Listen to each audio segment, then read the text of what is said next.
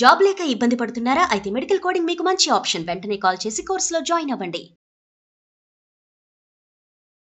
Hi viewers, India's largest digital media network Suman టీవీకి స్వాగతం. ప్రస్తుతం మనతో ఉన్నారండి motivational speaker and language trainer Vijaya Bangaru Amma. So Vaishnavi వాళ్ళన్న ఒక వీడియో వదిలాడండి. అంటే మా చెల్లెలకి ఖచ్చితంగా వైష్ణవి తల్లికి న్యాయం జరుగుతుంది అనేసి నమ్మకం వచ్చిందట. ఎందుకు వచ్చిందంటే మనం నిన్న మొన్న చూస్తే 8 మంది పోలీసులకు ఉరిశిక్ష విధించింది. సో అంటే వాళ్ళకే అలా జరిగినప్పుడు మా తల్లికి కూడా మాకు కూడా న్యాయం జరుగుతుంది అని అంటున్నారు. సో దీని గురించి ఒక్కసారి అమ్మతో మాట్లాడదాం. అమ్మ నమస్తే. నమస్తే. వైష్ణవి కేసు దరిదాపులు 20 రోజులు అవుతుందేమో అమ్మ.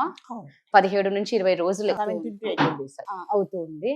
కానీ ఈ రోజుకి ఆ తల్లి బాధ మాత్రం ఆవగించంత వాళ్ళ కుటుంబానికి ఎవరికి తగ్గలేదు. ఆ తల్లి గర్భశోకం అనేది రాదుగారు, ఆవిడ బ్రతికి ఉన్నన్ని రోజులు ఆవిడకు ఉంటుంది, వాళ్ళ ఫ్యామిలీకి ఉంటుంది. మనకే మనకే కళ్ళలో మంది. అవును. అయితే అమ్మ ఇప్పుడు వైష్ణవి వాళ్ళ అన్న అంటున్నాడు, నాకు ఇప్పుడు నమ్మకం కలిగింది, మా చెల్లెలకి న్యాయం జరుగుతుంది, వీడికి కూడా ఉరిశిక్ష పడుతుంది అని ఇప్పుడు అనిపిస్తుంది. ఎందుకంటే ఆ 8 మంది పోలీసులకు ఉరిశిక్ష విధించినారు కాబట్టి ఖచ్చితంగా మాకు కూడా జరుగుతుంది అని వాళ్ళకి ఆ నమ్మకం ఉంది. ఏమంటారమ్మా? వాళ్ళకే కాదు, మనకు కూడా.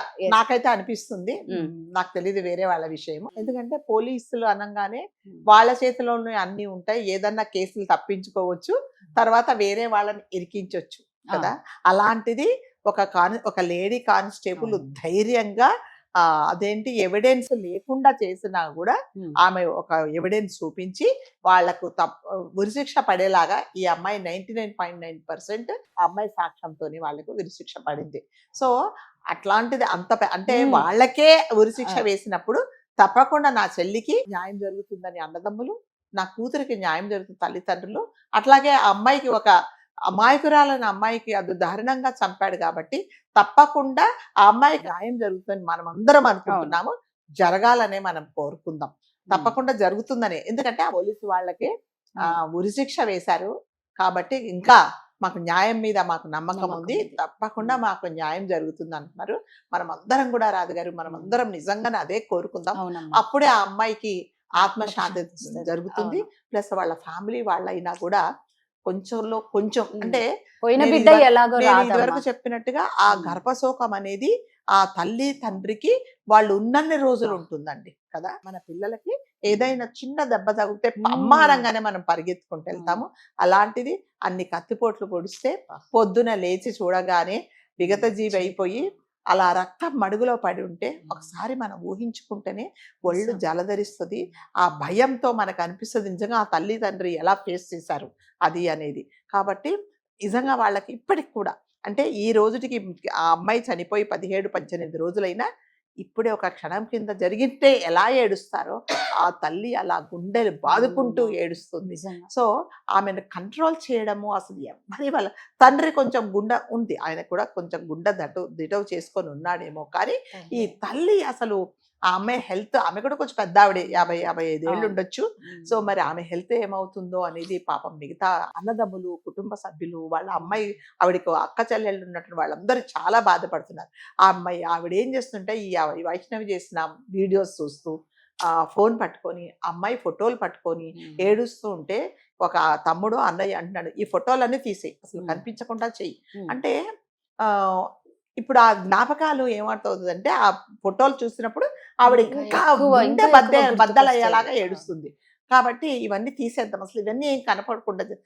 నేనైతే నిజంగా దానికి సపోర్ట్ చేస్తాను. అది ఈ మధ్యకాలంలో అంటే కొంతమంది హార్ట్ వీక్ ఉండేవాళ్ళు ఏమవుతుందంటే ఆ ఫోటోలు అస్మానం ఎదురుగుండా పెట్టుకొని ఇంకా ఇంకా ఇంకా వాళ్ళని తలుచుకుంటూ ఆ అమ్మాయి గుండె లవిలిసేలాగా ఆ తల్లి ఏడుస్తుంది. సో అతను అంటున్నాడు ఇవన్నీ తీసేద్దాం, ఇట్లాంటి జ్ఞాపకాలు అసలు ఏమీ వద్దు, అమ్మాయి చేసిన రీల్స్ కూడా ఈమెకు కనపడకుండా చేద్దామని చెప్పేసి వాళ్ళు నిర్ణయం తీసుకున్నారు.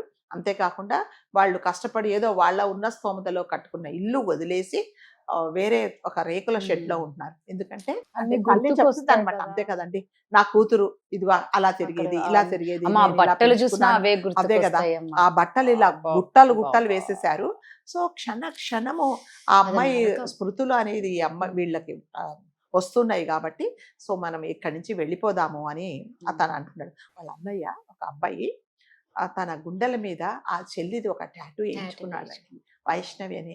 అంటే నేను నిన్న చూశాను ఏదో వీడియోలో, నిజంగా ఎంత బాధేసిందంటే ఆ శోకం అనేది ఎవరు తీరుస్తారు, ఎవరు తీర్చలేరు. ఆ చెల్లి బతికున్నప్పుడే చేతి మీద తను వేసుకున్నాడు వైష్ణవి నా చెల్లెలు అని. అట్లాగే ఇప్పుడు గుండెల మీద ఏడుస్తూ ఉంటే వాళ్ళ బ్రదర్ వాళ్ళ ఫ్రెండ్ అని, ఇంకా ఎన్ని రోజులు ఏడుస్తావు అంటే, నా చెల్లిని నేను మర్చిపోలేకుండా, నీ చెల్లి ఎప్పుడు నీ గుండెలలోనే ఉంటుంది. అంటే భౌతికంగా ఆమె మన మధ్యలో లేకపోయినా నీకు మానసికంగా ఆమె ఎప్పుడు నీతో ఉంటుంది రా, నేను టాటూ వేస్తానని టాటూ వేయించుకున్నాను నేను మా ఫ్రెండ్తో. నాకు కొంచెం అంటే 100% బాధలో నాకు 1% ఇలా చేతి మీద నా గుండె మీద చేయి పెట్టుకుంటే నా చెల్లి నా దగ్గరే ఉంది అని అతను చెప్తున్నాడు అనమాట. సో మనకి అది వింటుంటేనే చాలా ఇదిగా ఉంటుంది. వాడు ఎవరైతే చంపేశాడో వాడు ఇప్పుడు ఏం చేశాడంటే, జైల్లో కొత్త డ్రామా ఏం మొదలు పెట్టాడంటే, యాజ్ ఇఫ్ అతనికి ఏమీ తెలియనట్టు ఊరికే అతన్ని ఎవరో ఊరికే టైం పాస్ కి తీసుకొచ్చి జైల్లో వేసినట్టుగా ఏం అడుగుతున్నట్టే, నాకు వైష్ణవిని చూడాలని ఉంది, నాకు కలలోకి వస్తుంది అంటాడు. పంపించేస్తారులే అదే అదే అక్కడికి వెళ్ళి మరి చేద్దు గాని అదే అయితే చెప్తున్నాడట, నాకు ఆమె గుర్తొస్తుంది, నాకు చూపించండి ఎక్కడుందో అంటాడు. అంటే ఇది ఏంటంటే ఇది కూడా ఒక రకమైన డ్రామా. సో ఇతనికి మెంటల్ కండిషన్ బాగలేదు, పిచ్చోడు లాగా మాట్లాడుతున్నాడు కాబట్టి ఇతన్ని మళ్ళీ హాస్పిటల్ తీసుకెళ్ళా ట్రీట్మెంట్ ఇప్పించాలని అదొక డ్రామా. నీ చేతులతోనే కదా, నువ్వే కదా చంపేసావు. పోనీ నీ ఎదురుకుండా నీ భార్యను ఎవరైనా చంపేస్తే అనుకోవచ్చు, నీ చేతులతోనే ఒక కర్కసుడిలాగా, ఒక రాక్షసుడిలాగా కాబోతున్నావు, నీకు ఇంత కూడా లేకుండా, కనికరం లేకుండా నువ్వు చంపేసి ఇవాళ నాకు చూడాలనిపిస్తుంది అంటే ఎవరు నమ్ముతారండి అబ్బాయి? అక్కడికి పంపిస్తే అదే అదే చెప్తున్నా కదా, అలా చేస్తున్నాను అనమాట. ఇవన్నీ ఏంటంటే కేసుని ఇంకా కొన్ని రోజులు ప్రొలాంగ్ చేయడానికి. కాబట్టి అన్నదమ్ములందరికీ, కుటుంబ సభ్యులందరికీ మనం ఒకటే చెప్తున్నాం, తప్పకుండా మీకు న్యాయం జరుగుతుంది. మీరు ఏమాత్రం అధైర్యపడకండి. మీ అమ్మగారు ఉన్నారు, సో ఆవిడకి ఒకటే ధైర్యం చెప్పాలా, మనవలు మనవరాళ్ళు ఇంకా ఉన్నారు, సో వాళ్ళందరినీ చూసుకుంటూ వాళ్ళల్లో నీ కూతుర్ని చూసుకుంటూ అంటే చెప్పడం నిజంగానే మీరు అన్నట్టుగా చాలా తేలికండి. అది అనుభవించే వాళ్ళకి మాత్రమే తెలుస్తుంది. ఇంతకంటే మనం ఏం చేయలేము రాదు గారు. పోయిన వాళ్ళతో పాటు మనం పోలేము. గుండెలు అవసేలాగా ఆమె ఏడుస్తున్నా కూడా రాదు, ఎవరు రారు. సో మనం ఎంతమంది సపోర్ట్ చేసినా కూడా, ఎంతమంది వెళ్ళి మనం ఓదార్చినా కూడా ఆ దుఃఖం అనేది ఆగదు.